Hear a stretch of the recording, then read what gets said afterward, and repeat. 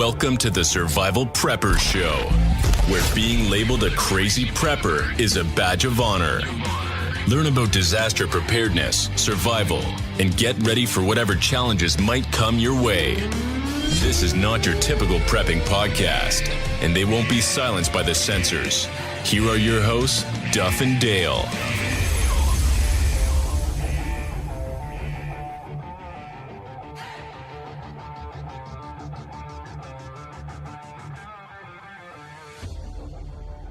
I guess I can turn off my mute button, right?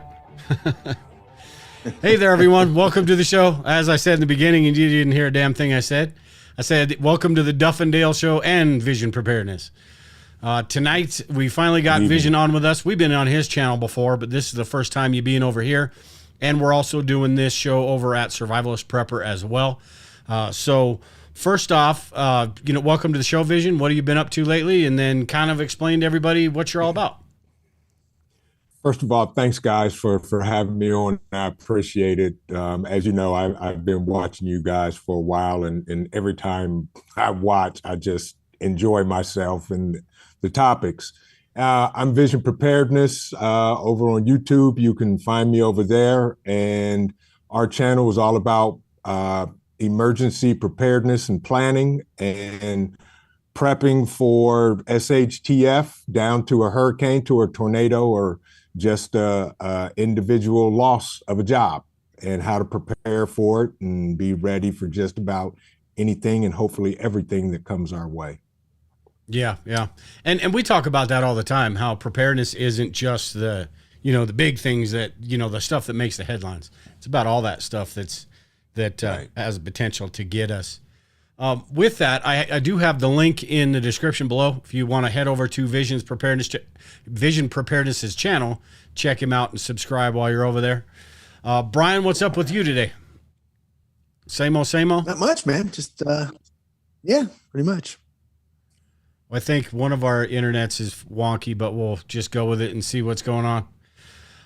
You kind of mentioned Vision about how, you prepare for the big stuff and the small stuff too. I guess we can go into a little bit about that. Brian and I just did a video the other day talking about how the kind of getting back to the basics, the fundamentals and all that.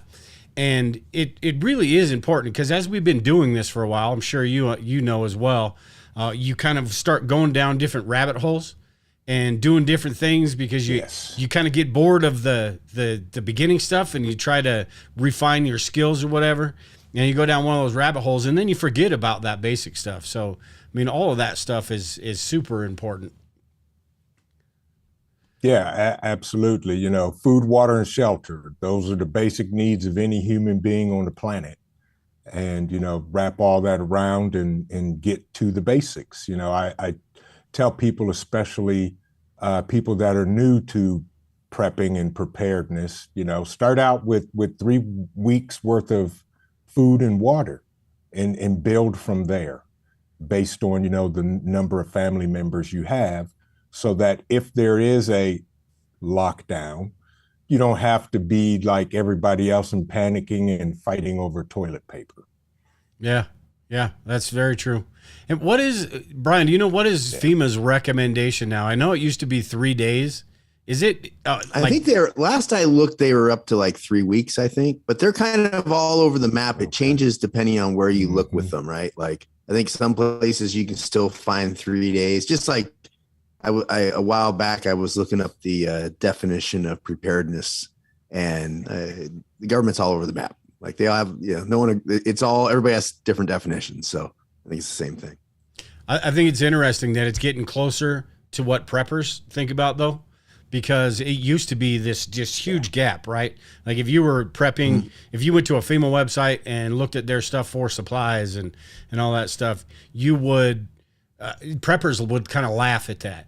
They're going, okay, that's a start. That's day one. Well, and it goes back to them admitting that, like, if they're telling you that you need 3 weeks worth of food, then that's admitting to people that, hey man, like you might be on your own for 3 weeks. Like we're not capable of helping you for 3 weeks. And I mean, if you look at like the survival pyramid kind of stuff, at 3 days without water, you're in trouble, right? 3 weeks without food, you're dead by like most people, unless you're a hunger striker or something.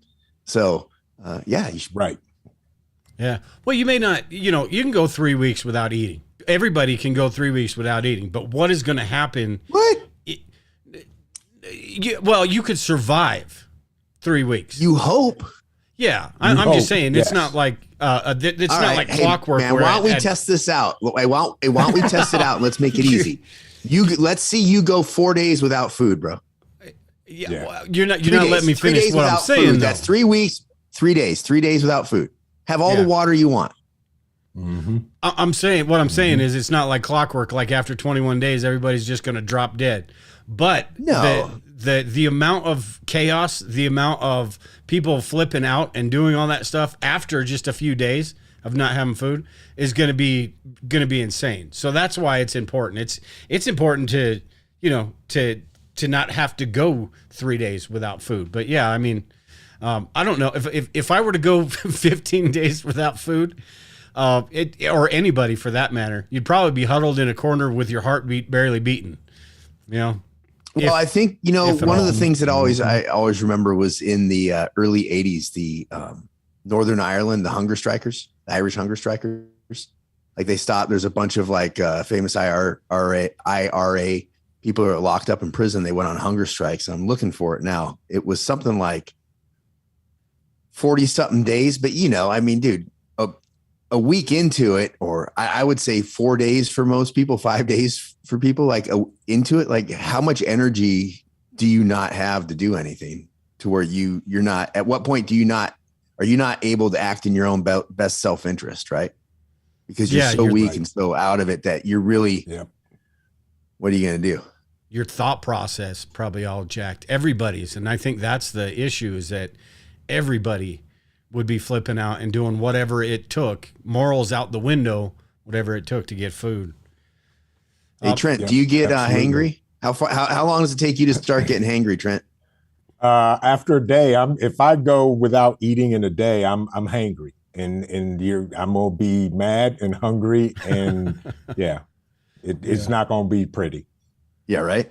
You have teenage boys too, right?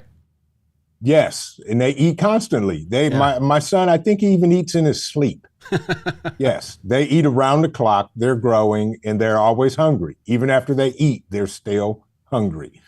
Yeah. So you go a few days without food in your house, and you got your boys coming after you. Like, where's the food, Dad? Oh yeah, now exactly. Now to revolt, and I'm like, really, y'all? Yeah. grab your rifle and head out to the woods. Exactly. I mean, yes. You think about it, man. When people are in basic training, they feed them a bunch because they're burning so much energy, right? They're up, they're working, they're constantly moving. That's the whole thing. They walk everywhere, kind of like sort of apocalypse style. They're just walking everywhere and sitting down in the woods and doing stuff. And they feed them a ton because they're burning so many calories doing that kind of stuff. So I think sometimes too, that whole idea about 2,000 calories a day, especially if you have young boys like that. Yeah, I bet those dudes can eat more than 2,000 calories a day and not even sweat it. Correct. And mine's an athlete on top of it. So, he's eating 5 to 6 to 7 times a day. He's burning calories like there's no tomorrow. Yeah. Yeah. Well, and on top of that, there's the mentality, like us older adults, when it comes time to ration, we're, I guess, a little bit more willing to do that because we understand all that stuff. Whereas a teenage kid, not just boys, but teenagers in general, especially boys since they eat so much, but a kid isn't going to be as accepting to that whole rationing thing. So it's definitely that mindset of, hey, we've got this much food to last us this long. If you're an old fart sitting around not burning a bunch of energy, you don't have that same hunger that teenager does. Right. And so it's all relative. I mean, it might be easy for you to say, hey man, we need to cut back to 1,700 calories, but you got a homeboy over there burning 3,400 calories. Right. Exactly. And he's like, what do you mean we got to cut back? And he burns calories just growing. Like those dudes are growing. Yes. Like a teenager is growing and they're putting energy into that. So I don't know what their energy needs, but I think if you're really preparing, you might want to look at what the caloric needs, if you have a teenager or a kid, what their caloric needs are. Absolutely. Because it'll save you from either a revolt or getting shot by a family member. Yeah. Hey, so the Irish hunger strikers, they stopped eating. The shortest one went 59 days before he died. That might have been a female. And then one was 46, I guess. 46 days. One was 73. So at 46 days, people are dead, but they're not, like I remember that on the news back in the day, and they'd show these guys laying there in a bed, they had no energy to do anything. So I think you get to that 3-week mark, even close to that, you're going to be hurting. Like, I don't know how productive you're going to be able to be. Yeah. Right. Yeah, exactly. And then I'm not even sure how long it takes, before the body starts eating itself to try to keep the vital organs moving. So, yeah. I don't think that takes very long, probably actually. Cutting it close. Okay. Right. Yeah. I mean, after a few days, it starts, if it's not getting the calories, it starts trying to get it itself. And I don't know how long it takes to get to the actual vital organs, but yeah, well, and you got to remember, right? The body's goal, there's 2 ways you die.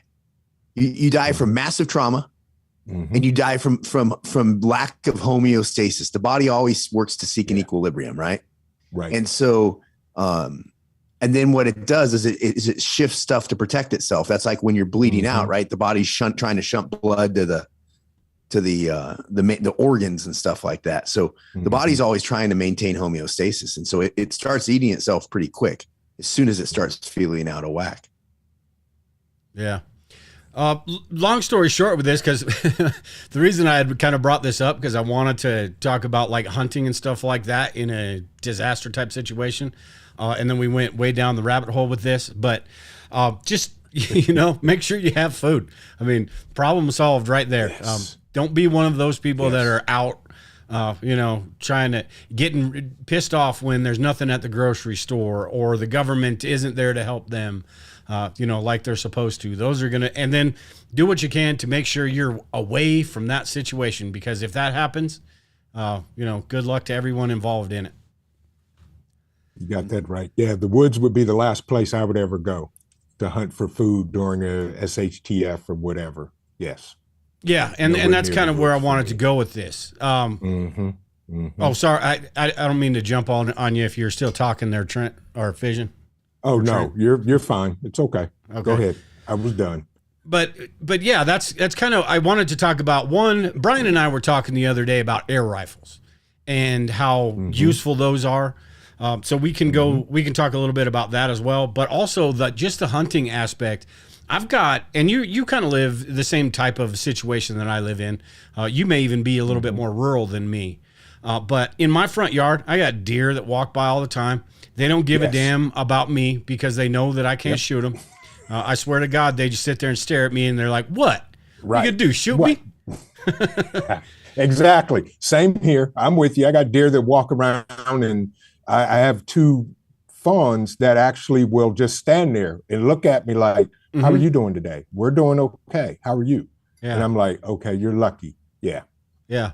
And I think about that in a kind of an SHTF type situation where, because of where we live, I know that that is not going to be a resource for very long. So it's almost one of those, if you're going to capitalize, you better capitalize quick, because it's going to be gone. Right. What is that kind of like your area as well? That same type of mentality with that urban, everybody's basically got a gun. Everybody, yes, everybody has a gun. So if that type of situation happens, you better take advantage of it very quickly. Shoot all the deer and squirrel and rabbit you can see and process them. Yeah. And I know, Brian, you don't necessarily live in an urban or a rural area, but you're not urban either. You're kind of all over the place. But you have. Well, it just depends on. It depends on where I am at the time, man. Yeah, that's true. Even just this last year, you've been in a few different locations that are completely different environments. when you were up in Michigan earlier. That was the kind of rural area, right? Where you're actually, yeah, it was rural, man. You're thinking about bears and crap like that up there. I don't have to worry about bears. There's turkeys. Like that's walk out the door and like, what do you want to eat that day for meat wise? Yeah. Wow. Yeah. And you know what? There's enough. It's still, even being rural, pretty rural like that, where you're talking people around 60 to, or maybe 20 to 100 acre lots. Mm-hmm. I don't think it would take that long for those animal populations to get pretty much decimated if people were trying to eat forage and eat off the land because they're running out of food. Yep, I agree with you. Won't take long at all. Yeah, I'd say 48 hours and it's decimated. Yeah, I think that's about it. And then you think about like urban areas where it's just going to be dangerous. I mean, there could be yahoos out there that maybe have a firearm but have never hunted in their life out there doing stuff. 50 different people in a couple square miles out here. I could see some accidents happening. But I think people are a little bit more educated that it's still, I mean, you still get that many people in one area pointing guns all over the place. You never know what the hell's going to go on. But yeah, in an urban area, no way in hell I'd get the hell out of there. And out here, yes, I don't think I'd be out hunting. But we were talking about the air rifles the other day. Have your kids used an air rifle? Have you used an air rifle? I've heard of some people talking in the preparedness community about some of the higher end ones. Haven't used one of the higher end ones. And of course, growing up, everybody had BB guns in the neighborhood. Oh, yeah. Everything happens. I've used one and it would be great in an SHTF event because, there's no really loud sound. So you could hunt quietly on your property. I'm not sure if I would go on to unknown property and hunt with it. Yeah. Because just because you just compromise your OPSEC in case you're dragging a deer with an airsoft rifle and you got 3 guys with an AR and a shotgun that's what I was thinking. Walk up on you. Yeah, exactly. Yeah. So that'd be pretty tough to take a deer though with a air rifle, but I think they have a 50. I was checking it out because I was thinking about just what you were talking about, Trent. And they have I think it's a 50 cal. I don't think it's a 50 caliber like a 50 caliber BMG, but like a 50 caliber pistol round size. Ooh. Well, and I think you pump it up somehow. Anyhow, that thing, I think that thing would smoke a deer. Yeah. Yeah. It was pretty serious, and yeah. So I think there's plenty of options for that out there. I don't know how quiet that is, but I see a lot of the pellet guns that they have now out that are they have built-in suppressors into the barrels. Correct. Yes. Yeah. Yeah. The one I have has a suppressor on it, and it's mid-range. It's not one of those because I've seen those too, Brian. The 50 cal, not 50 cal like the gun, but 50 caliber whatever rounds they are, whether they're pellets or whatever. But I've seen those too, and those are more expensive than some guns, actually, some actual firearms. But I've never actually used one of those. My air rifle sort of sounds like a 22, like a 22 long rifle, just that kind of pop and, not much more else. But I've heard my neighbor, because he planted trees and stuff. So you could hear him. He's got his porch on the second level. And you can hear him every once in a while popping rounds with his air gun at the deer to keep him away from the tree and stuff. So you can hear it, but it's not, it's nothing near. Like when I go outside and somebody's target practicing or something, you can definitely, even from, 10 miles away, you can definitely tell somebody's out there having fun. With an air rifle, it's a little bit different, but I just thought you can learn a lot of good. You can practice a lot of shooting techniques. You can teach people a lot of shooting techniques using air rifles. I think that's like one of the best things with them is teaching young kids and people who might be scared of bigger guns, like how to shoot and get some good fundamentals and a foundation out without burning a bunch of ammo. I thought about going to the range out here in California, and I looked at ammo costs out here for range ammo, and it's just insane. So it's like, wow. No, I'm good. Yeah, exactly. I haven't even. I tried to. Oh, go ahead. I'm sorry. when I was teaching my son how to shoot, I said, well, let's get an air rifle and go. He said, no, Dad, if I'm going to learn to shoot, I want to shoot the real deal. So, handed him my Glock, showed him how to handle it, how to shoot. And he put 5 rounds within a 2-inch group. And I turned around and walked away. And he's like, what? I said, nothing. I'm sitting there like, how did he just do that for the first time shooting? So, yeah. And then he was like, well, when can I shoot your AR? I said, we'll get to that. Let's get used to the handgun first. So, yeah. So you're not touching my guns anymore. Exactly. I'm sitting here thinking, oh, no, you're done, dude. I did kind of show, I don't want to say teach my daughter. I kind of introduced her to it because she doesn't really care too much for the whole firearms thing. But I did with that air rifle was something that she wasn't intimidated by, and she would take a couple shots and then she was kind of like over it. But it is something good to do stuff like that.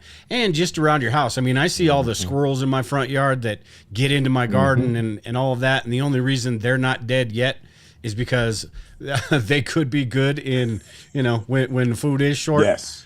Exactly. No, they ain't dead because you're not a good shot with your air rifle. I was waiting on that. Brian. Hey, I've got a cheap little scope on it and everything. And you're right. It is easier to take that out in the backyard because I don't have to worry about, I can't shoot in my backyard. My neighbors I'm not that rural enough to where I can shoot in my backyard or the back of the property. But I can't take the air rifle out there. So I do get a chance to practice with that whenever I want. And I do have a little optic on it. It's a cheap optic, but it's there. Oh, you got your optic. Get yourself a Daisy Red Rider and go to town. You fill that dude up with like 500 BBs.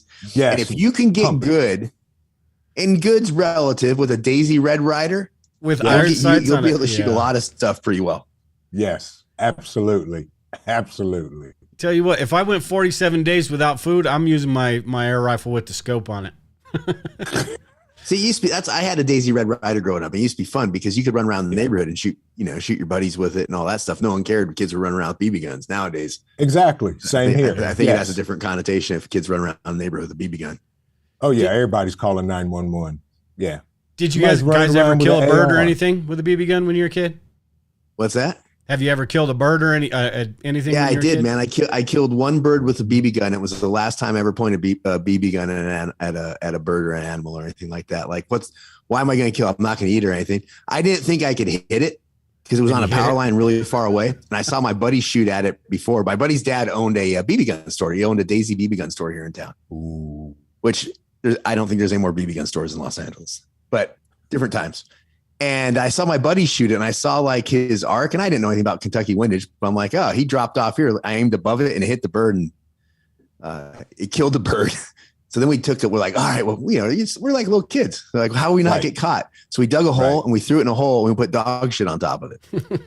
Well, the dog went out there and smelled something wrong with his dog poo, and he ended up digging it up, the bird up, and took it into the house. So but anyway, everybody just thought I'd die. But yeah, I was like, man, that I became like, I'm not going to shoot anything unless you eat it, kind of thing.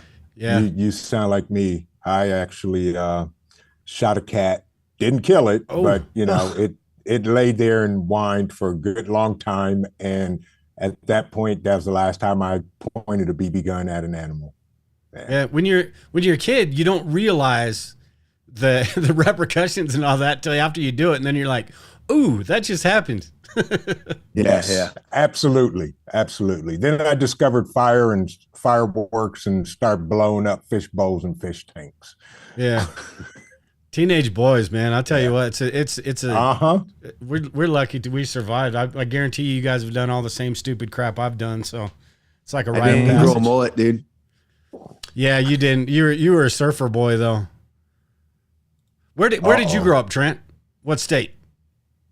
Ohio. Grew up in Ohio. I grew up, we were all into sports. That was it. Sports, track, basketball, and football. That we lived and breathed it. That was it. That's all you got there besides corn, right? That is true. So you and Brian were probably more alike than me. I was that guy that you guys would have looked at and said, oh, that freaking guy. That dude with the mullet over there. My God.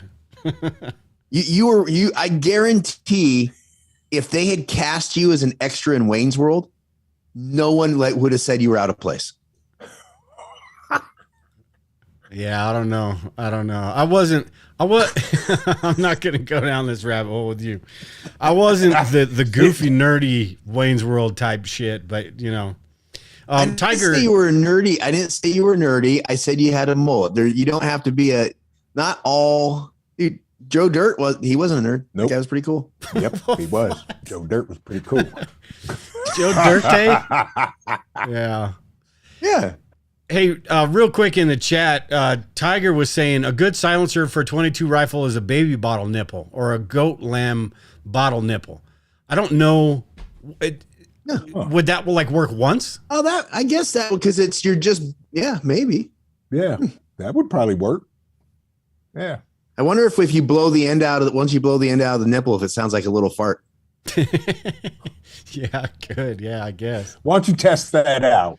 Go on eBay and buy a red. I don't even know where, dude. I'm in Los Angeles. I probably have to go to some museum to see a goat can nipple or whatever. Right, exactly. Yes, you're correct. I'm sorry. You're on the West Coast. That other world. Yeah, you'd have to travel up to the mountains of California or something. Travel like an hour to the west and find anybody that even knows what the hell you're talking about. You can go up to the northeast of the state. Once you get up northeast, it gets a little more right-minded. Yeah. You totally messed my train of thought up there. I had another thing to. Yep. Oh, yeah, I remember now. Behind me, I've got my compound bow, and I also built a bow. Have you guys used any? I know probably Brian. I don't know. Maybe you have. I know Brian has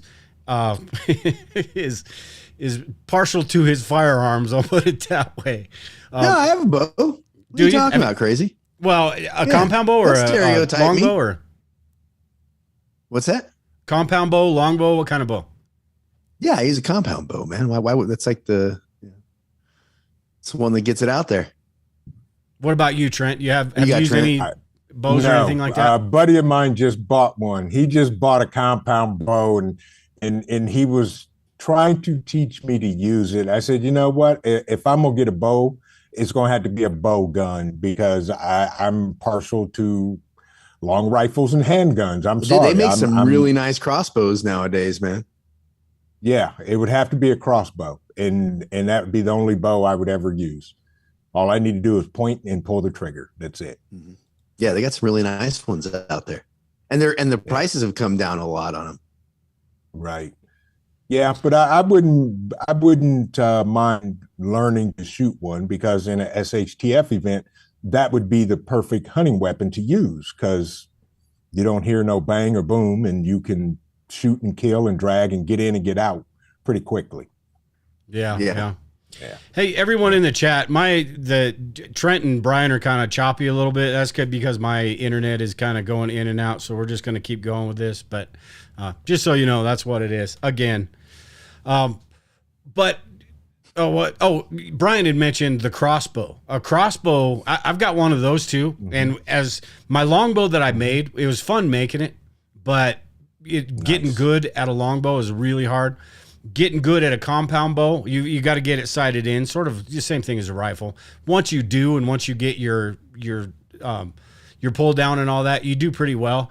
But nothing beats the crossbow because it's basically like shooting a rifle. You get it sighted in, you put that bolt in there, and you're dead on or pretty close to it every single time. So a crossbow is definitely, if you're gonna go the easy route with that silent weapon, I'd say a crossbow for sure. Yes. Be careful. Crossbows can be a little bit loud too, man, at times. But if you practice with it, man, I think it's a really good option. I don't know. What's the range on a crossbow? Let me look. Oh, probably. I don't know, but. What's that, Trent? I don't know, but I have the feeling you guys are going to make me spend money because now I'm going to write down crossbow on my list and I'm going to get in trouble. So I'm going to go buy it anyway and blame you guys for it. So a compound crossbow can shoot as far as 185 yards. I didn't think it was that far. That must be a pretty good crossbow. What's that? That must be a pretty good crossbow. You better be a damn good shot at 185 yards too. I don't care what. Oh, I'm not saying you have to shoot it, but I mean, being able to shoot a boat like that 100 yards pretty accurately, I'm sure. If it can go 185, you can probably shoot it 100 fairly well if you practice with it. Yeah. Right. Yeah. That's pretty decent. Hey, if you do get the crossbow that I've got is like a lower end, not cheap one, but lower end because I didn't want to spend a lot on something that I didn't know if I was going to use it or not. But right. So you can get them. You can get them fairly cheap. You can get them cheap enough to make excuses for it and justify See, it. you're not helping me now. I'm just letting you know because now you got me looking at crossbows and Well, I'm see, and where you buying live, you can go Yes. out and you can use it. You can test. You can train. You can do all that stuff and get good with it, and write That's it off true. as a prepper expense. That is true also. See, you're not helping, Dale. You're not helping the cause. I'm trying not to, but here I am looking at them. I've been doing this for 10 years and I got to run everything past Lisa. So I'm really good at justifying and rationalizing purchases and all that stuff, especially being When's the online. last time- What's that? When's the last time you shot your crossbow? The crossbow, it's been a while because I've been I use the compound bow. And I haven't done anything in a while because it's winter out, but it's been a while since I'd honestly, it's been long enough that I'd be afraid to pull the bolt back because I don't know about the string on it anymore. Yeah. And I'd hate for that. Just set up a hay bale out in your yard or something? Yeah, I used to use an old hot tub cover that was sitting behind our property, and it's the styrofoam. Nice. The only problem with that is if you're using good arrows and stuff, it'll damage the arrow. So yeah, I just got a couple straw bales, put them in front of that big pad. That way, if my aim isn't totally on, it's going to catch them, and I don't have to go into the neighbor's yard and try to figure out where it went. But and then usually that's about, if I go from one end of my yard, you're talking 40 yards maybe. So something that would be sort of realistic, because if you're thinking about hunting in any situation, not just like a disaster or something like that, you're not, I mean, going 200 yards is not feasible unless you're a really good shot. Oh man, that's a pretty far. Even 100 yards. Well, I guess it depends on where you are, because if you're like hunting parts of California and down in New Mexico and stuff, I imagine there are a lot of spots where they're getting a little bit farther because the animals can see. It's so, there's not as much brush, not as much foliage. So, did you get lost? No, Jammer Wolf in the chat was saying he remembers the video I did with the Barnett crossbow. And I was looking to see. I know it's down here somewhere. I just don't know where it is. Funny too, in that video, I put the sight on wrong. I'm backwards. So half the comments in that video are people telling me I'm stupid. But it's the first time I ever had one, so I was like, I guess. And it's I don't even know what kind of sight it is. I think it cost me like $50 or something, but I don't know. It's interesting to think about those different things. I don't know how feasible hunting would be, just kind of like you were talking about when we started this whole thing, or you'd want to be out there in the first place. But if it were a situation that I saw going for a little while, and even though I do have food storage, and one of these Bambis strolled through my front yard, and there was, little repercussion, it might happen. It would happen. I'm shooting it. I don't care if I have to, throw a knife at him or a hatchet or something else. Yeah, I'm going to get you. Have you guys ever tried I know it's a big thing in some parts of the preparedness community, the snares and the traps and stuff like that. Have you guys ever practiced or tried any of those? No. Yeah, I just the amount you would get. I mean, I've tried. I've set a couple up. I've never tried to actually get anything, but I've set a couple up just to see how they work. But if you were in a bug out situation in the middle of nowhere, a refugee basically, and you're having to set up traps like they do on these survival shows to try to catch a mouse or two, good luck. Yeah. Because you'd have to set. Watch any of the any of the outdoor shows, like the Alaska shows, where these dudes are living out in the out in the wilderness and they go out and they do their trapping routes where they put their snares and all their stuff out and go do it. Yeah. These guys know what they're doing and they have a hard time doing it. Correct. Yeah. So I'm not even going to try it because I'm like, no. Yeah. I have a better chance of sitting here and waiting for Bambi. Yes. Than putting out a snare and hoping a squirrel or a rabbit is dumb enough to run through it. Yeah. Yeah. Again, it goes back to what we were talking about in the beginning. Just have your damn food storage, have all that stuff taken care of, and then you don't have to worry about any of this stuff. So exactly. I wanted to. Sorry, what was that, Trent? No, I said absolutely. I agree with you 100%. Prep. Yeah. Store your food. Yeah. Don't use that stuff for fun, not for necessity. And I forgot to mention in the beginning of the show, the after show for members of the Bug Out location. We're going to have Trent on with us too, talking about some more prepping stuff. I'm not quite sure what we're going to talk about, maybe some water storage and stuff. But that will be immediately following this video. If you are a member of the Bug Out location, I sent out an email. You can just use that link to watch the unlisted video or log into the Bug Out location and you can watch it there.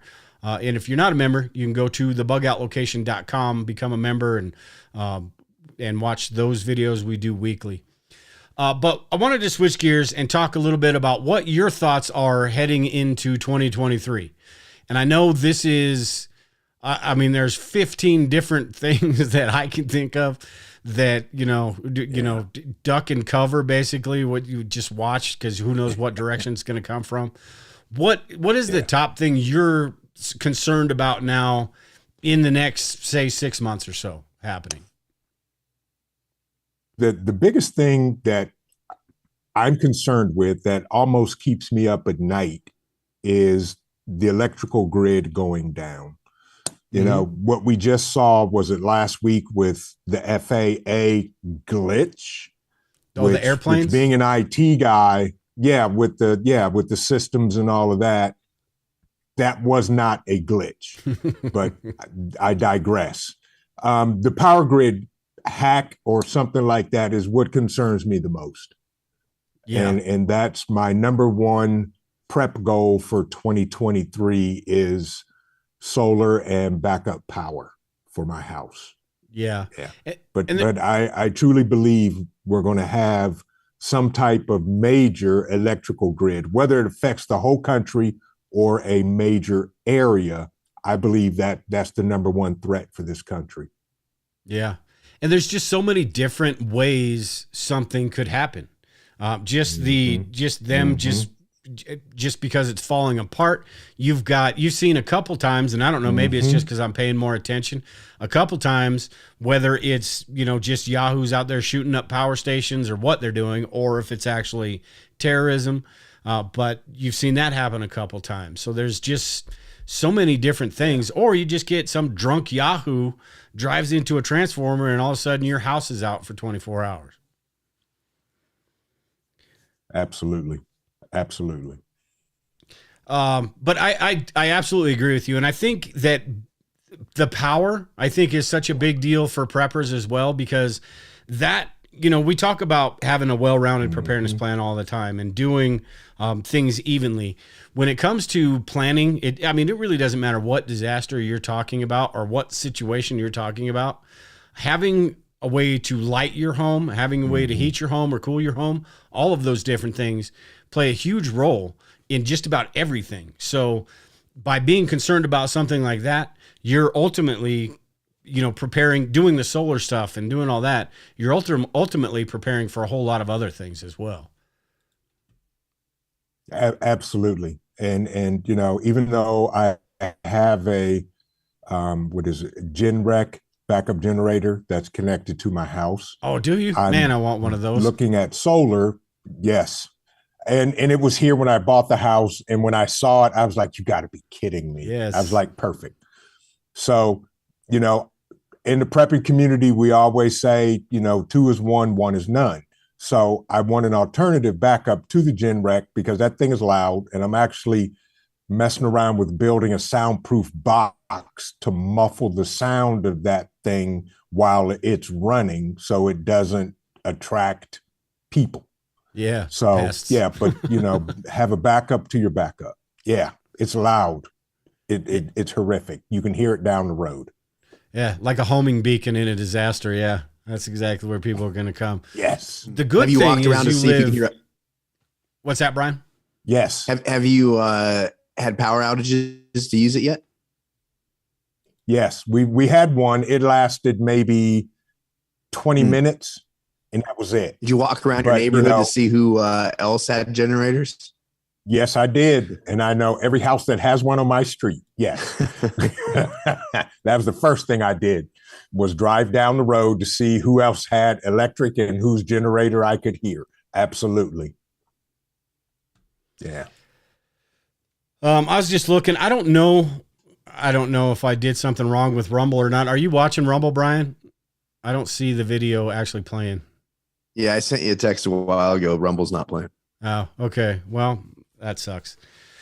At any rate, yeah, I think what's your, and Brian and I have talked about this a couple times. Brian, I think probably the financial thing and all that crap. But what do you see going on, or as a big issue for preppers going into 2023? Is it the? I'll say this, and you guys can go from there. The fiat currency you have in your pocket, spend it on tangible items. Forget the flat screen TVs and all that stuff. Get things that will be useful in the long run. Unless you don't have a vehicle, right now I would not be buying a vehicle unless it was a steal of one. But buy things that are going to help you in the long run, and if you can, pay cash for them. And use the dollar, because the dollar may be decimated by the end of the year. Yeah. That's just my take on it. Yeah. And that's kind of my big concern right now, because you see, even back 6 months ago when all this was a big deal and everybody's talking about the recession and all that stuff, you saw prices going up, gas went up, and then all of a sudden it's back down to normal. Yes. But you go to the grocery store now and it's insane. Just dog food, like the wet dog food, is more than double what it was just 6 months ago. Eggs out here, and probably everywhere, you can't get eggs anymore. And our chickens are lazy in the winter, so we get probably 2 or 3 of them a week in the winter. But everything is just so freaking expensive, and I don't see what's that. Yeah, I saw a thing on Facebook somewhere. It was $9.95 for a dozen eggs. Jesus, that's not quite that bad They're yet. $7 here. Yeah, it's $7 here for a dozen eggs. $6.99. When I was down in Georgia, 18, like the price was going up while I was down there on 18 eggs, and it went up from $7.50 to like $8.50 over the course of like a week and a half. And so it's like literally a month ago, you could have gotten maybe a month and a half, 2 months ago, you could have gotten 18 eggs for what you're paying for a dozen right now. So yeah, right. It's ridiculous. Yeah. And I know there's a couple of reasons for that. Out here in Colorado, I know they passed this law that they've got to be cage-free chickens now. So that's going to reduce the supply. You've got the avian flu, which is going to reduce the supply, and all of those things. But right now it's chickens. What's next? And that's the concern I have. Plus the fact that just the supply of everything, and even just companies knowing they can charging you more, or public service companies, just all of that stuff just going through the roof these next few months. And you still run into the thing, right? I was just in the store the other day, and I went in there looking for just some over-the-counter meds. Aisles are ravaged, hardly anything there, and people are like, well, it's because of RSV and all this stuff. Yeah, I get that there's sickness, right? People are sick, whatever. The shelves used to be like stocked before all the stuff that came around with the lockdowns. The shelves used to be stocked from the front of the shelf to the back of the shelf. It's like when you would bring people in, when people come from overseas, they're always shocked by all the stuff on the shelves. These shelves look like shelves I had seen in the third world now when it comes to the medications. Baby food, there's hardly any baby food, right?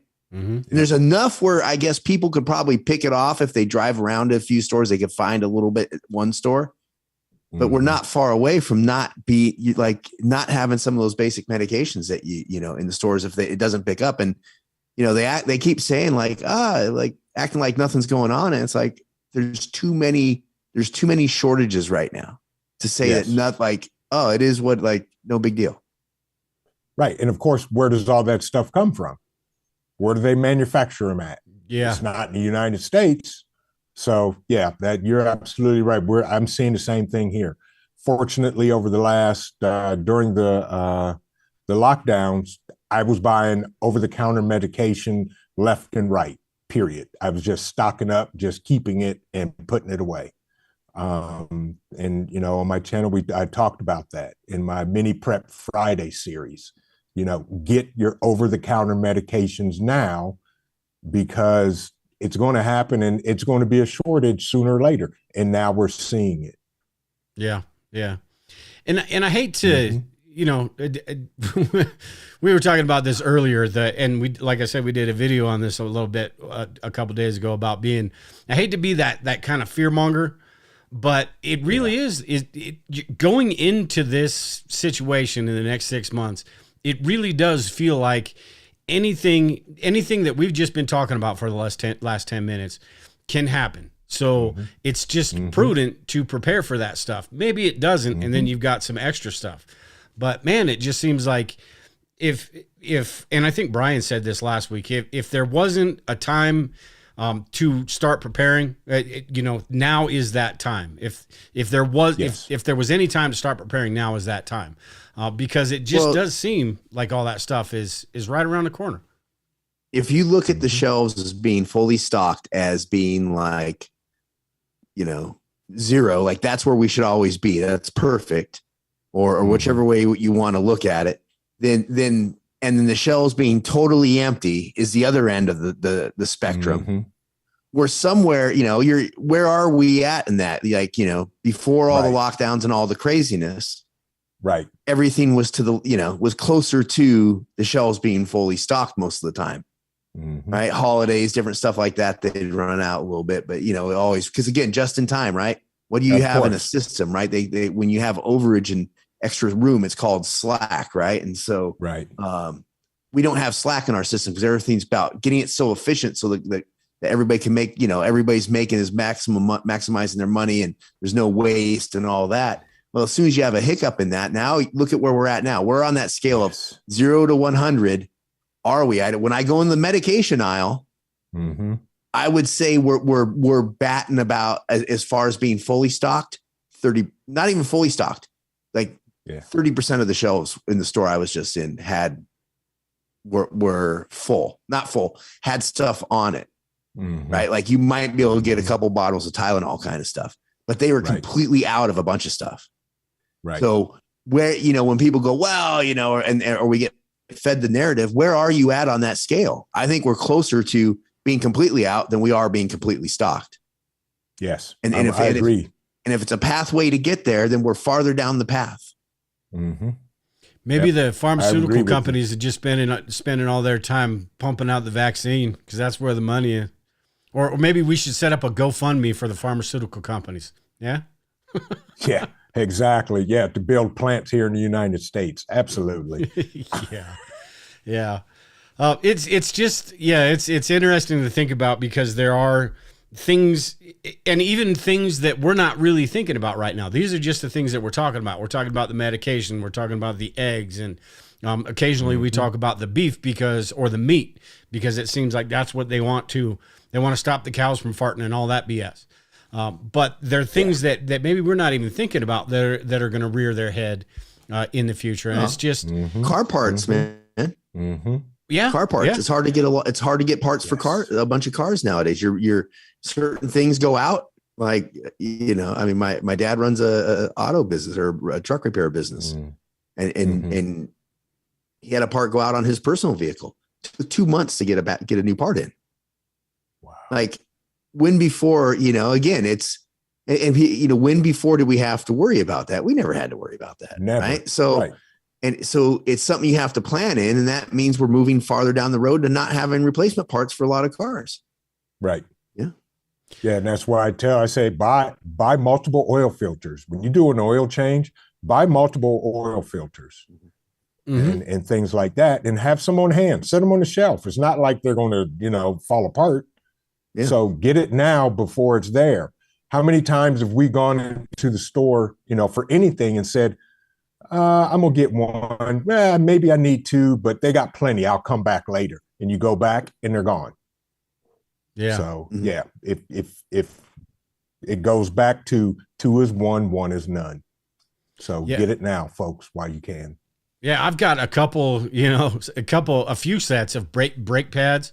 I probably got a couple sets of brake pads for vehicles I don't even have anymore because I just buy the extras. But like Brian, your dad, I'll bet you he's got all sorts of crap, but he doesn't have 4 of every single thing. That's probably why I had to go out and buy something. But where do auto parts? Is that like Mexico? I know that it's not China, right? China does all the electronic stuff, but where do a lot of the auto parts come from? Some get made here.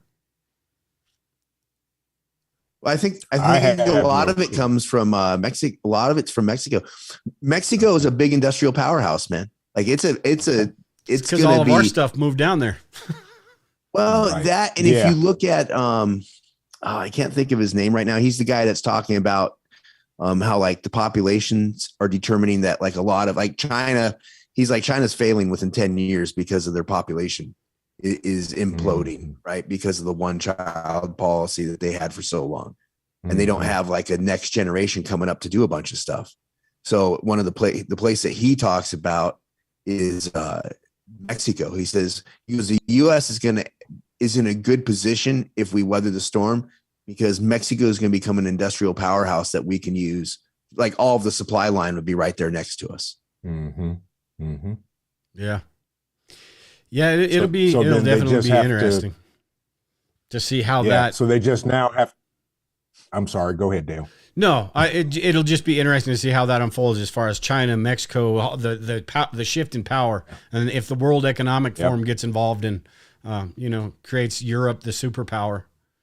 That's not a world I want to live in. Yeah. And then, then we have to worry about, if Mexico becomes the superpower, now they just have to put gates in the walls that they're building down there to cart everything back into the United States that we already sent down there. Yeah. Yeah. So it'd be funny if Mexico built a wall, huh? if everything shifted. Exactly. Keep the Americans out. I don't know that Mexico ever could, and maybe I'm wrong, but they've got so much corruption, and the cartels sort of run a lot of that country. I don't know that they ever could. Maybe they could, grow to be sort of like a South American type country, but I don't know a powerhouse like the United States. I don't think we'd let that happen either. A powerhouse like the United States, not in the current iteration of this world. We won't allow that to happen, for one. Right. And two, it's that they're power. It's an industrial powerhouse. They do it now. Look at, like you said, brake pads. Go look at a lot of your auto parts are made down there. I remember when I was a kid still riding my BMX bike, the Bendix brake on the bike was made in Mexico. There's a lot of hecho in Mexico for our stuff that's hanging out around here. Right. And so I think they could, with us being the like assembling and being the consumers that we are, like, it's a great place to funnel stuff right up. So, as China fades out, as they pick up, like, I think you might see some of that. And we're starting to, I think some of the factories it's getting so expensive for stuff. People are looking at starting factories again, I think, here a little bit. That doesn't say that that they're not going to tax us into oblivion and keep pushing down the businesses or not, but. Correct. Hey, Donna in the chat was talking about, something kind of alluding to what you were talking about earlier, Trent, with the grid going down. If a situation like that were to happen, that leads to a bunch of other different things. She was talking about you can't pump gas, you can't use ATMs, you can't, all those things that people don't think about. People just think about, hey, I can't turn on my lights or it's going to be cold in my house. What if it is that getting gas, that getting money from the ATM to be able to go purchase food or whatever. So it's that snowball effect of if the grid's down for, even just a week. I mean, a week would be a long time, but for a week, that would be absolute chaos. Yes, it would, in a city or a large area. Yeah. I mean, people would be flipping you out. would see looting and rioting. Yes. They'd be flipping out left and right. There'd be looting and rioting and total chaos. You're absolutely correct, Dale. Yep. What would you do right now, Brian, if something like that were to happen, where you are currently? Would you be hopping in your truck and hightailing it out of there? I'd be gone. Yeah. Out, gone. Yeah. Would you try to grab your dad? Yeah. I mean, he might want to go down with the ship. I don't know, but I'd be gone. Yeah. You grab some duct tape and hog tie him and put him in your trailer. What's that? Grab some duct tape and hog tie him and put him in your trailer. Yeah. Well, I mean, you know what, man? He's he's lived in this town, this little corner of LA for 80 years, right? Like his entire life. Okay. Right. Like, he's going to do what he's going to do, man. I'm not sticking around if it goes south, though. If he's not willing to come, all right, well, I've told him what he needs to do and all that good stuff. So we'll see. But no, that's why I have that transfer tank in my truck. Yeah. Yeah. That's why when I came out here from Georgia, I think I told you I did like where I would drive like 25 or 35 miles on cruise control at like 65 and 70. And I get about 21 miles a gallon if I drive 70 miles an hour. If I go 75 miles an hour, I drive I think I get about 14 miles a gallon. That 5 miles an hour hits me for about 6 to 7 miles a gallon. So I got a 100-gallon transfer tank and then 38 gallon, so about 138 gallons. So I can get to Michigan. I can get to just about everywhere I need to in the lower 48. That's good. Yeah, and you need to be vigilant about, because you're more of the traveling, whereas Trent and I kind of staying put. You need to be more vigilant about the timing and where you're going and all that stuff. Well, the problem you run into. The problem that you run in getting out of California is anywhere you go, you have to go across the Sierra Nevadas or the deserts of Southern California, pretty much, unless you're in Northern California, I guess. Well, but they got mountain range up there. So, and there's not like, most people don't live in the middle of the state, right? They're all along the coast. So I got like a 5-hour drive, 4 hour, I guess if I went through Vegas, I got like a 4-hour drive to get out of town. The problem with getting out of, say, Southern California is all the highways getting out of here are 2 lanes on each side. I guess Interstate 5 goes north, but that's not getting you out of California. If you go to Nevada or Arizona from Southern California, Interstate 15 is in most places 2 lanes on each side, and go and head into Arizona. It's 2 lanes on each side. So you got to get on the road quick, or it's like, it could just be mayhem if a bunch of people start trying to get out of this place. So, you gotta be gone quick. Yeah. And then as far as you, Trent, your answer is probably going to be similar to mine, but in a situation like that, what would you do? Because you're a little bit different. It's a little bit more sparsely populated. You've got a pretty defensible, or I assume you do. I don't know exactly what your thing is, but being rural, you just sort of have more defensive options, I suppose. So what would you do in a situation where it was an outage for a week or longer? Do you think it would be chaos right away, or a little bit longer, or how do you think it would all pan out? First of all, I would be okay. I'm staying put. I'm good. First thing I would do is turn off my gen rec so that the lights don't come on outside. And, my family knows they all would come to my house, and we're going to hunker down. We're going to set up, OPSEC and defense, and just wait it out and watch and take care of everybody and do what we need to do until either they turn the electric back on, or then we go to plan B and start putting in our resources to do everything we need to do to survive and thrive at my house. But I'm not going anywhere. Yeah. See, and I think what I would do in a situation like that, I would probably go to everybody, all my neighbors in a 2-3 mile radius or whatever, and just talk about, hey, what do we do if this continues for longer than a couple of days or whatever, and see where everybody is. although doing that, you run the risk of being that, looking like that crazy dude that, that thinks that Mad Max is right around the corner and all that stuff. But at the same time, if you get more neighbors and stuff together, or on the same page at the very least in a situation like that, if something did happen where there was, a group of people or whatever coming through the neighborhood, at least you're kind of on the same page with your neighbors, and it's again more defensible.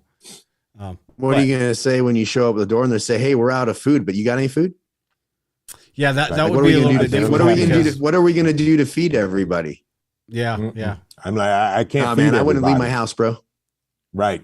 I'll check on my neighbors. I do have neighbors to the east and the west, and I would make sure they're good, and that's it.